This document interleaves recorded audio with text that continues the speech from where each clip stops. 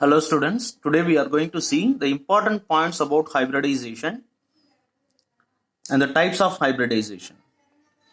Please refer my previous video of hybridization part 1 for better understanding, whose link is given in the description below. Now let us enter into the topic. Hope all of you learned hybridization from my previous video. Now the important points about hybridization. Only those orbitals which have approximately equal energies and belong to the same atom will involve in the hybridization. Point number 2, the number of hybrid, this is very important point of course, the number of hybrid orbitals produced is equal to the number of atomic orbitals combined.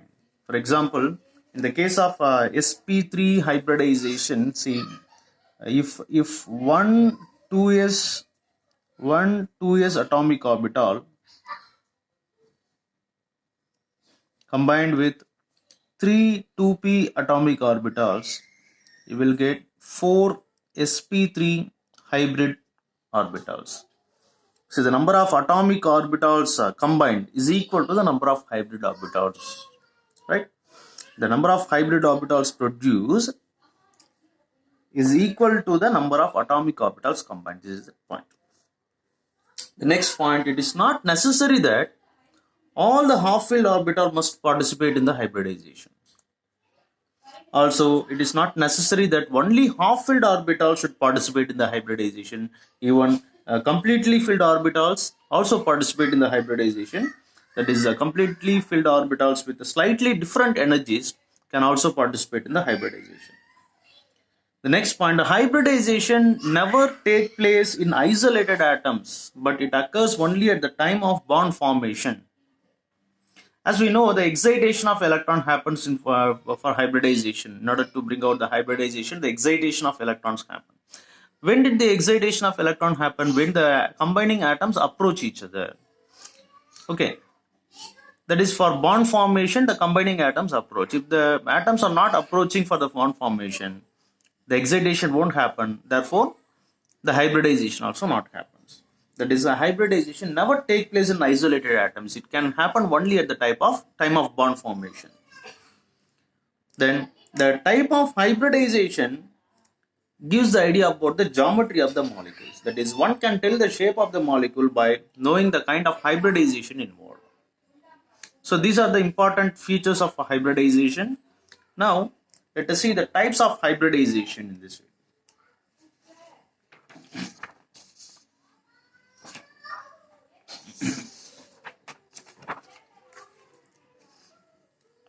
See the types of hybridization.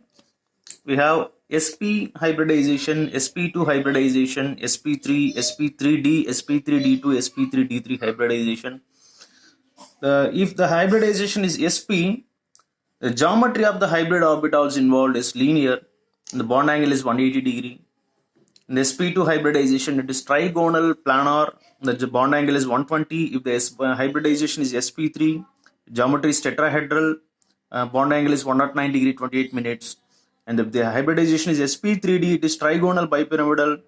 The bond angle here we can have we have two different bond angles which we will explain later, 120 degree and 90 degree. And if the hybridization is sp3d2, the geometry is octahedral, the bond angle is 90 degree. The hybridization is sp3d3, the geometry is pentagonal bipyramidal, the bond angles are 72 degree and 90 degree. First we will see the sp hybridization. The example for sp hybridization in the molecule BeF2, beryllium difluoride or beryllium fluoride.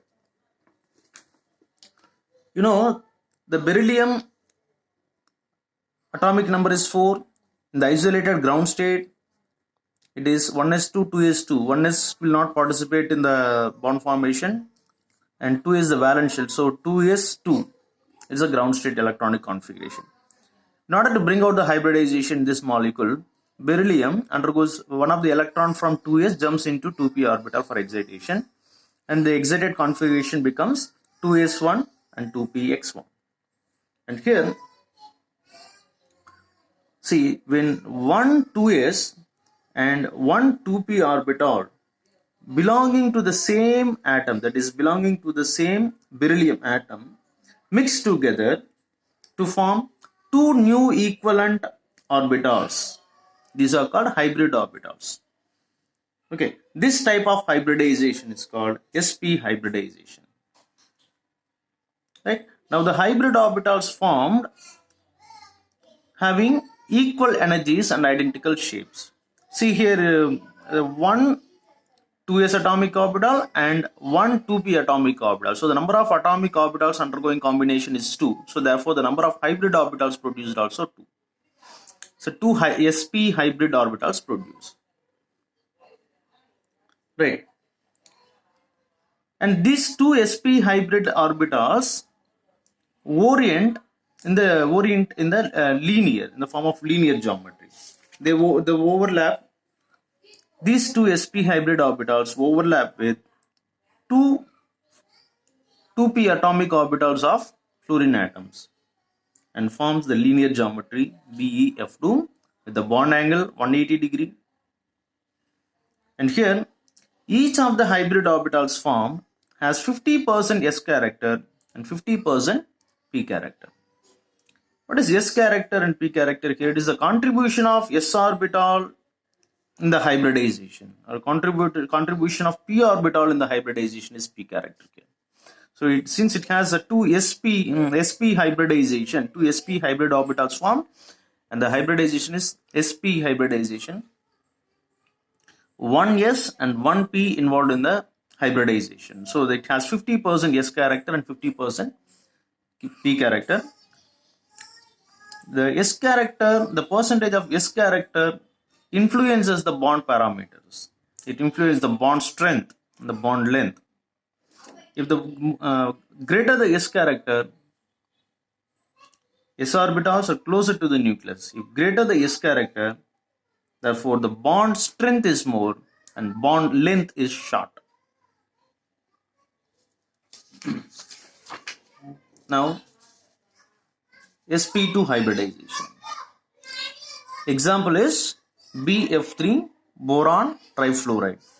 Boron in ground state is 2s2, 2p1, 2px1, and the boron in excited state, one of the electron from 2s jumps into 2py. So the excited electronic configuration is 2s1, 2px1, and 2py1. So in order to form BF3, one 2s atomic orbital and one 2p atomic orbital of the same boron, one 2s atomic orbital and two 2p atomic orbitals of same boron hybridize to form three sp2 hybrid orbitals with equal energies and identical shapes. See here, one 2s atomic orbital and two 2p atomic orbitals combined. So the number of atomic orbitals combined is equal to 3. Therefore, you will get the hybrid orbitals. The number of hybrid orbitals also 3. And the hybridization is sp2. See, s1 p2. Therefore, you will get 3sp2. The three sp2 hybrid orbitals orient in the form of trigonal planar. All the three hybrid orbitals are in the same plane. Therefore, it is a trigonal planar geometry.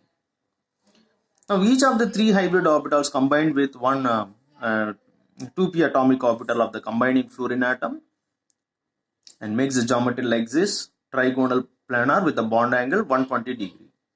And in this case, each of the hybrid orbitals has 33% s character and 67% p character, because one s and 2p is involved. One s orbital and 2p orbital involved in the hybridization. So overall, out of 3 hybrid orbitals, the contribution of s is 1 and p is 2. Therefore, 1 by 3 into 100 becomes 33% s character. 2 by 3 into 100 becomes 67% p character. The next hybridization which we are going to discuss is sp3 hybridization. The example is CH4 methane. So carbon is the central atom. Its electronic configuration ground state is 2s2, 2p, x1, 2p, y1. And in excited state, in order to form methane molecule, the excited state, that one of the electron from 2s jumps into 2pz. Therefore, the excited state configuration is 2s1, 2px1, 2py1, 2pz1. So So in order to form bonds, in order to form the molecule, 1 2s and 3 2p atomic orbitals of the carbon hybridize to give 4 sp3 hybrid orbitals. The hybridization is sp3. The number of hybrid orbitals formed is equal to 4 sp3 hybrid orbitals. 4 orbitals are produced because the 4 atomic orbitals undergoing combination here. All these 4 hybrid orbitals orient in the form of tetrahedron, and each of the hybrid orbitals overlap with one s atomic orbital of hydrogen. So there are 4 sp3 hybrid orbitals, therefore it combined with 4 1s atomic orbital of hydrogens to form the regular tetrahedron geometry with the bond angle 109 degree 28 minutes. And in this case, the S character is 25% and P character is 75%, because out of 4 sp3 hybrid orbitals, the contribution of s orbital is 1, the contribution of p orbital is 3. Therefore, you get the percentage S character is equal to 25%, P character is 75%. Thank you.